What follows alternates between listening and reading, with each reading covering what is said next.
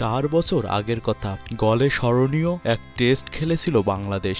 একটি double century, একটি প্রায় ডাবল এবং একটি সেঞ্চুরিতে 600 পেরোনো ইনিংস গড়ে শ্রীলঙ্কার বিপক্ষে ড্র নিয়ে মাঠ ছেড়েছিল টাইগাররা। সেই ড্রয়ে মুশফিকের 200, আশরাফুলের 190, এর সঙ্গে দারুণ ভূমিকা রেখেছিল নাসির হোসেনের 100। কালের পরিক্রমায় আবারও গলে নেমেছে বাংলাদেশ। মঙ্গলবার আসেন সেই টেস্টের 3 জন। থাকতে পারতেন নাসিরও, কিন্তু কিছুদিন ধরেই যে টাইগার দলে উপেক্ষিত এই অলরাউন্ডার শুরুতে একাদশে জায়গা পেতেন না, এখন স্কোয়াডেই সুযোগ মেলে না। নাসির ফুরিয়ে যাননি, ঘরোয়া লিগে রানেই আছেন।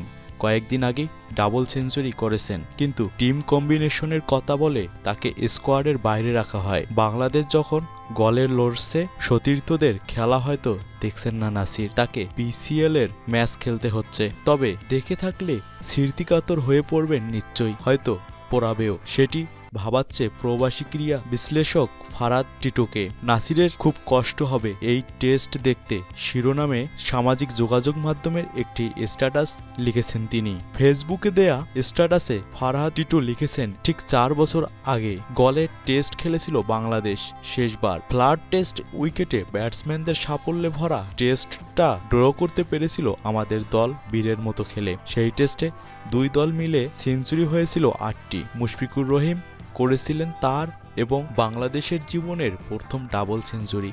আশরাফুলের 190 রানের ইনিংসটাও ছিল উদাহরণ দেওয়ার মতো টেস্ট ইনিংস। বাংলাদেশের ইনিংসে কম সময়ে দৃষ্টিনন্দন একটা 100 রানের ইনিংস খেলেছিলেন নাসির। সেই নাসির এখন লঙ্গার ভার্সন টেস্ট ক্রিকেটে আগের চাইতে অভিজ্ঞ, পরিপক্ক ব্যাটসম্যান। ভালো ফর্মে থাকা এই পরীক্ষিত পারফর্মার কিছুদিন মাত্র আগে ডাবল সেঞ্চুরিও করে ফেলেছিলেন দেশের মাঠে, অথচ সেই নাসির দলেই নেই গল টেস্টে। এমনকি পুরো সফরে শ্রীলঙ্কায় গিয়ে কার জায়গায় খেলতো নাসির, এই প্রশ্নটাও সঙ্গত জানি।